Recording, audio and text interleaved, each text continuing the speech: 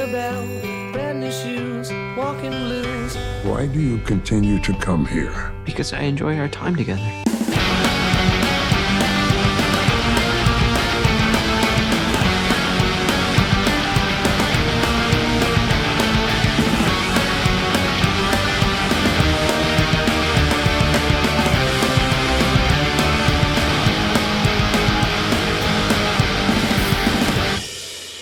Halo guys, kembali lagi bersama saya Agus di Kolom Sinema.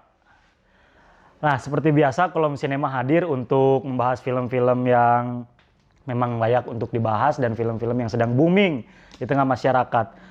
Medio Oktober, awal Oktober, Netflix kembali menyuguhkan salah satu film horor yang diadaptasi dari salah satu karya Stephen King. Kita tahu Stephen King adalah salah satu penulis cerita-cerita horor yang karya-karyanya banyak dibaca oleh orang di seluruh dunia. Dan terbaru Netflix kembali menjadi sponsor yang mengangkat salah satu karya dari Stephen King berjudul Mr. Harrigan Pond.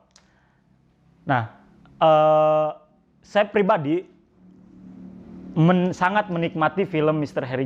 Harrigan Pond ini. Dianggap sebagai film horor yang ditunggu-tunggu oleh para pecinta karya Stephen King dan pecinta film. Film Mr. Harrigan Pond ini memberi semacam sudut pandang yang baru, yang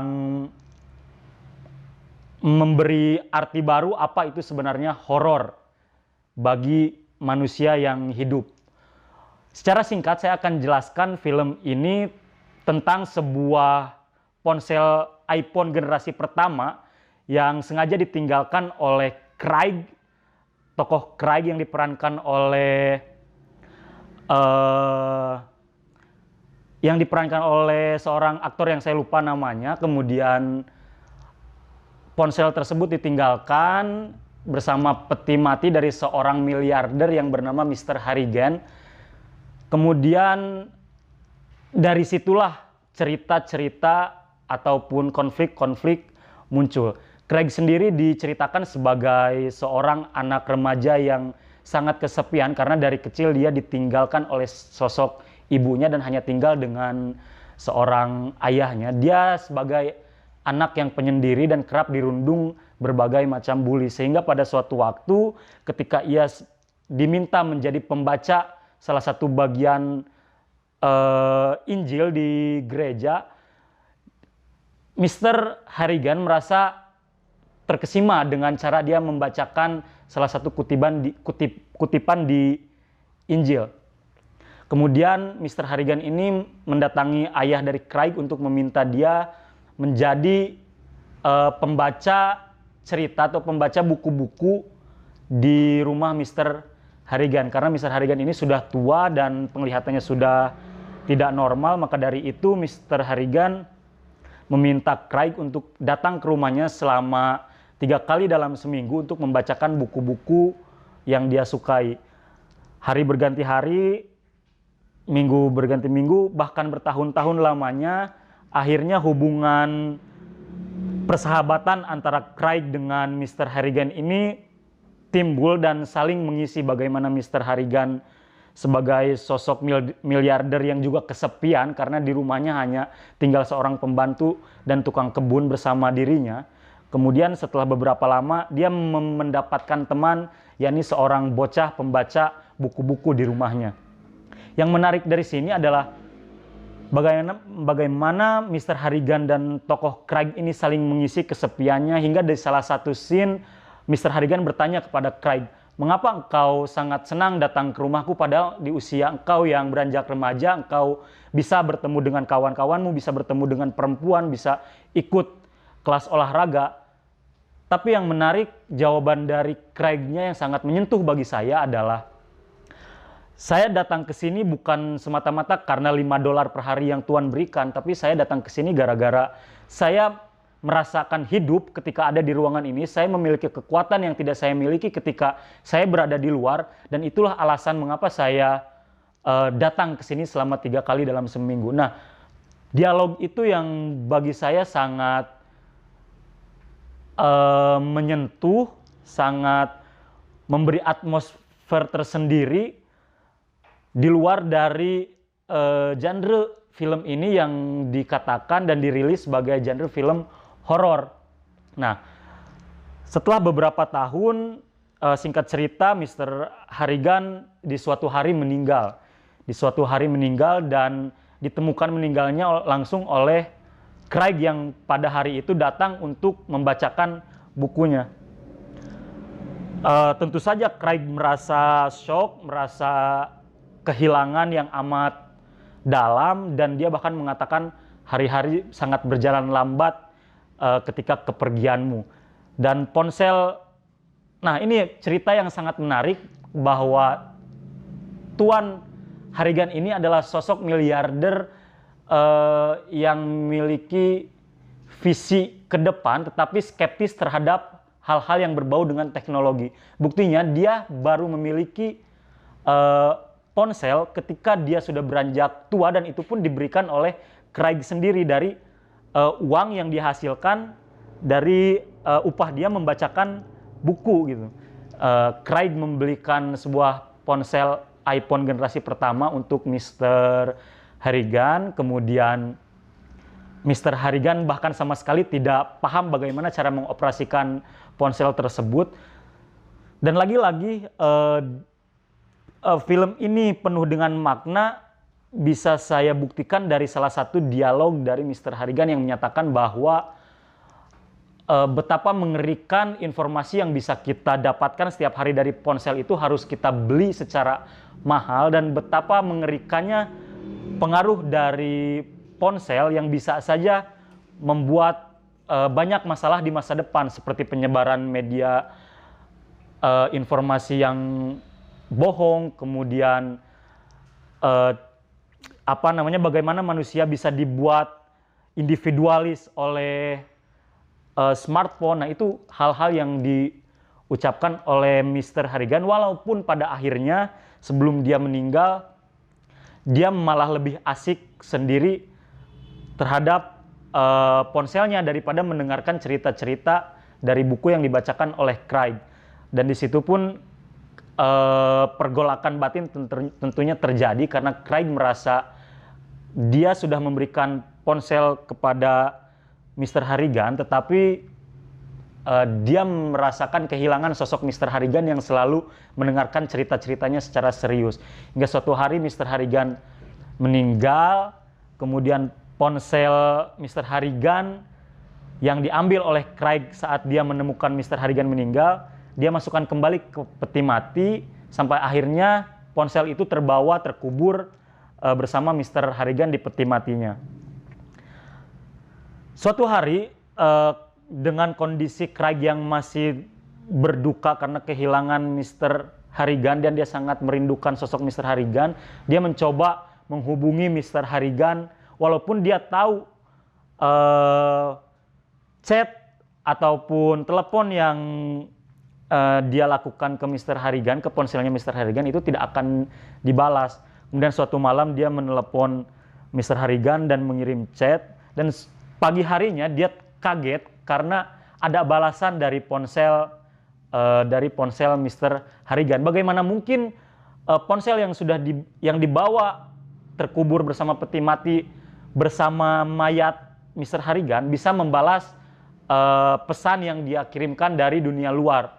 Nah, mungkin misterinya di sini bagi banyak pecinta film horor, mungkin ekspektasi terhadap film ini tidak terpuaskan. Karena pasti di bayangan teman-teman yang mencintai film horor, film Mr. Harrigan Pond ini akan memberi kengerian-kengerian layaknya film horor lainnya. Namun Hancock di sini sebagai sutradara menawarkan premis baru, menawarkan sudut pandang baru terkait apa itu horor sebenarnya.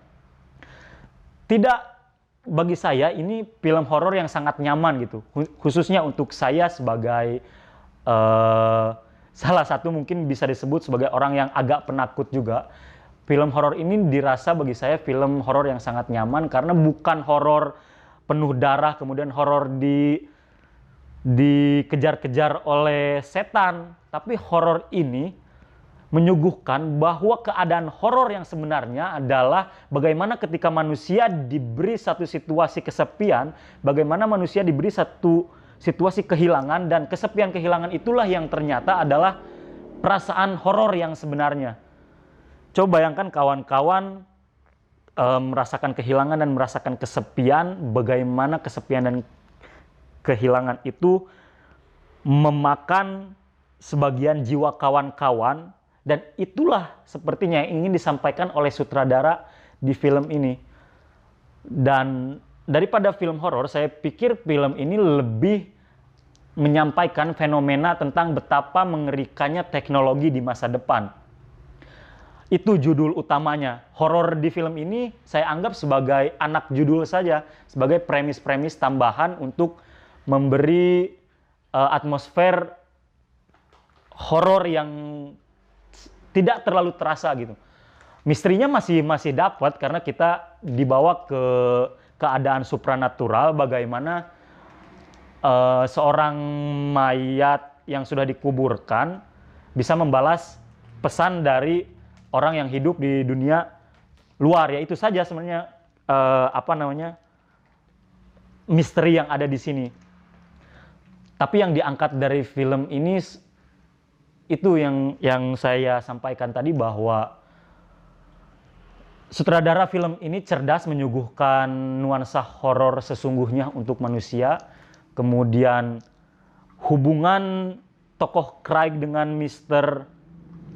Harrigan yang sangat dibalut dengan pelan, dibalut dengan melankolis, dibangun dengan intens, sehingga menyuguhkan hubungan persahabatan yang sangat terasa gitu untuk penonton. Bagaimana bocah remaja bersahabat dengan orang tua, dihubungkan oleh teknologi ponsel itu, dan diakhiri dengan sebuah misteri bagaimana pesan dari orang yang masih hidup bisa dibalas dari orang yang sudah meninggal, yang sudah dikubur, dan ponselnya terbawa. Saya kira Netflix tidak salah memberi ruang bagi karya Stephen King ini diangkat ke layanan streamingnya gitu, karena ini nuansa yang baru. Kemudian seperti yang kita tahu, karya-karya Stephen King kebanyakan memang orang-orang menganggapnya karya-karya yang penuh dengan adegan berdarah ataupun banyak monster-monster. Tapi ternyata Stephen King tidak hanya menyuguhkan itu. Stephen King juga punya opsi lain, memberi apa itu horor sebenarnya. Perpaduan yang sangat ciamik antara karya buku Stephen King dan dialiuhanakan oleh Hancock sebagai sebuah film. Kawan-kawan pasti banyak yang tidak terpuaskan oleh film ini. Tapi kita mendapatkan sudut pandang baru, kawan-kawan. Bagaimana sebuah film yang dicap sebagai film horor tapi memiliki nilai yang begitu filosofis gitu. Karena jujur saya sangat jarang mendapatkan atau menonton film yang dicap sebagai film horor, tetapi ketika saya menyaksikan film horor itu, saya lebih terpukul oleh dialog-dialognya daripada oleh adegan-adegannya. Jelas dialog-dialog di film Mr. Harrigan Pond ini dipikirkan dengan matang oleh penulis skenario. Seperti itu. Kawan-kawan harus menyaksikan film ini. Kawan-kawan harus memberi penilaian sendiri terhadap film ini. Apakah penilaian kawan-kawan sama dengan penilaian yang saya berikan, ataupun penilaian kawan-kawan berbeda. Kawan-kawan bisa komen apa penilaian kawan-kawan setelah menyaksikan film horor ini di kolom komentar tentunya. Dan kita bisa berdiskusi sama-sama nanti tentang film dari Mr. Harrigan Pond ini. Jangan lupa kawan-kawan tetap like, komen, dan subscribe konten-konten dari Langgam Pustaka YouTube dan juga terus saksikan konten-konten di kolom sinema. Saya tunggu komentar kawan-kawan. Sampai bertemu di pembahasan film selanjutnya. Terima kasih dan bye-bye.